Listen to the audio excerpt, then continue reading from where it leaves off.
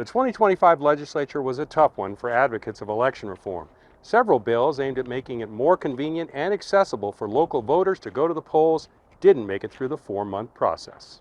That includes a bill that would have provided for ballot drop boxes between the time early voting ends on Friday and polls open on Election Day the following Tuesday. Governor Joe Lombardo vetoed a drop box bill and, despite an attempt at compromise, rejected a second version that included a top Republican priority, voter ID. Nevada Secretary of State Cisco Aguilar told me in an interview today that drop boxes would have made vote counting easier. Nevadans want information in real time. They want their election results as soon as possible.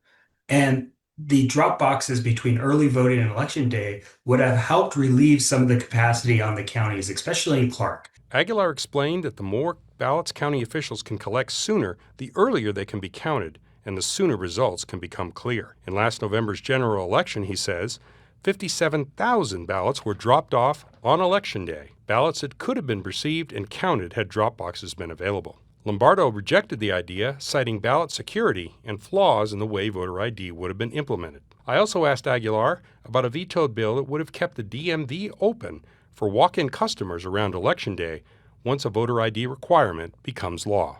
Knowing that, hey, this is coming, we have to be able to find ways to secure the system. Even though Nevada runs some of the most safest, secure, and accessible elections in the country, that accessibility piece is critical along with the safety and security of the system. And being able to ensure that voters could get access to an ID to be able to participate in the process. Nevadans approved a ballot initiative in 2024 by an overwhelming margin, and if approved again in 2026, voter ID will become law.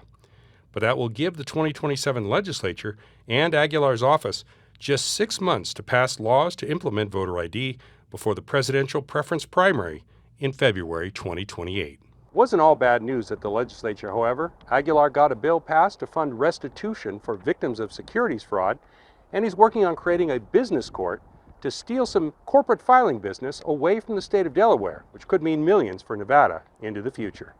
Reporting in Las Vegas, I'm Steve Sebelius.